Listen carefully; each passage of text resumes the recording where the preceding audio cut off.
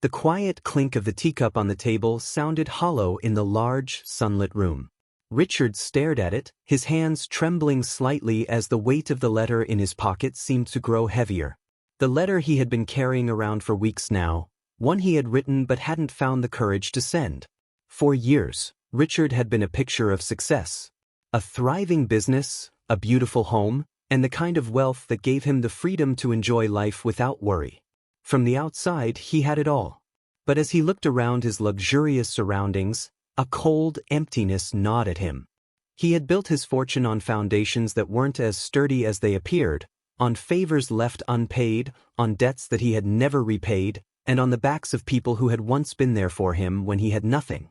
It was a truth he had long buried, choosing to focus on the present rather than confront the uncomfortable reality of his past. But now, as he neared the later years of his life, the guilt had become unbearable.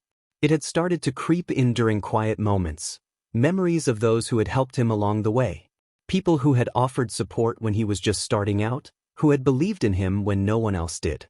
People he had left behind as he rose to the top, thinking he could outrun the debt he owed them. But the past has a way of catching up, no matter how far you think you've run.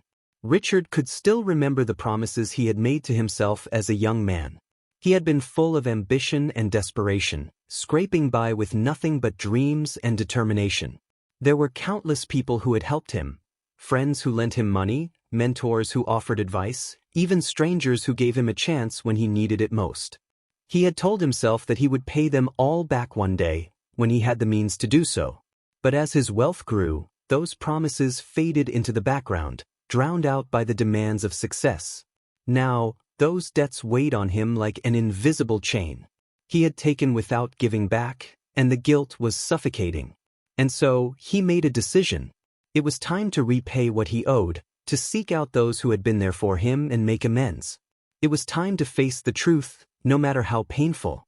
His first visit was to Mary, a woman he had known in his early 20s. She had been his landlady when he was fresh out of college, struggling to find steady work.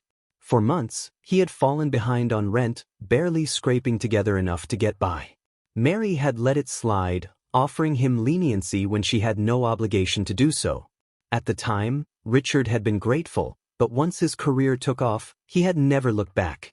When he arrived at her modest home, the sight of it made his chest tighten with regret. It was clear that Mary's life hadn't changed much over the years. Her home was small, worn, and far from the luxury Richard now took for granted. She opened the door, and for a moment, didn't recognize him. But when she did, her face softened with a mixture of surprise and something like sadness. "Richard," she said quietly, "it's been a long time." He nodded, feeling a lump form in his throat. "It has. I've come to make things right, Mary. You helped me when I had nothing and I never repaid you. I'm so sorry." Mary gave him a long look, then shook her head. "I didn't help you because I expected anything in return, Richard. You were just a kid trying to find your way. I didn't need repayment." But Richard couldn't shake the guilt. He handed her a check, one that he had carefully calculated to more than cover the rent he had missed all those years ago. "Please," he said, "take it. It's the least I can do." Mary hesitated, then took the check, her hands trembling slightly. "Thank you," she whispered, "but you didn't need to do this." As he left her home, Richard felt a small sense of relief, but it was quickly overshadowed by the realization that this was just the beginning. There were so many others, so many debts left unpaid, so many people who had played a role in his success but had never received anything in return. His next stop was to visit Paul, an old mentor who had guided him through the toughest moments of his career. Paul had given him invaluable advice, helping him navigate the complex world of business when he had been on the verge of giving up. Richard had promised to stay in touch, to repay him for all the wisdom he had shared. But once Richard's business took off, he had become too focused on his own success to remember the people who had helped him get there. Paul was living in a small, cluttered apartment when Richard found him. The sight of it stung more than he cared to admit. Paul greeted him warmly, though there was a shadow of weariness in his eyes. They sat down, and after exchanging pleasantries, Richard pulled out another check, one that he hoped would repay some of the debt he owed for the years of guidance. But Paul shook his head firmly. "I don't want your money, Richard. Richard blinked, taken aback. But I owe you. I wouldn't be where I am without your help. Paul smiled, but it was a sad smile. I didn't mentor you for money. I did it because I believed in you. What I wanted more than anything was to see you succeed. That was enough for me. Richard sat in silence, the check still in his hand. He had expected this journey of repayment to be simple: clear debts, offer compensation, and move on. But it wasn't turning out that way.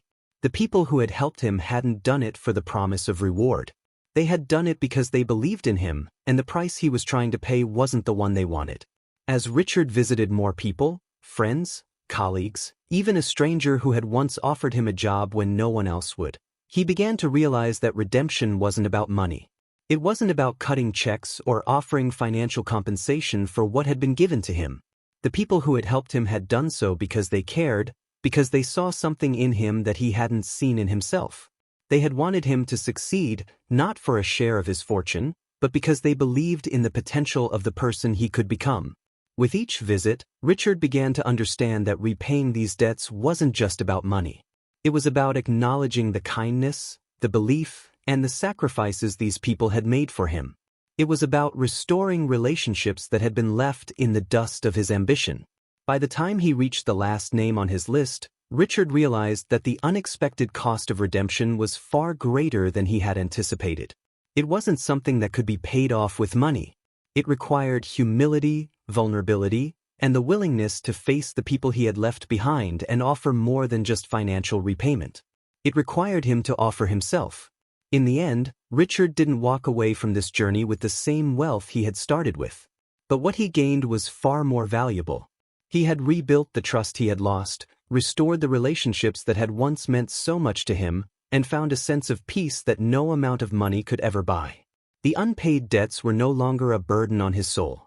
He had paid them back in the only currency that truly mattered: gratitude, sincerity, and the acknowledgement that his success had never been his alone.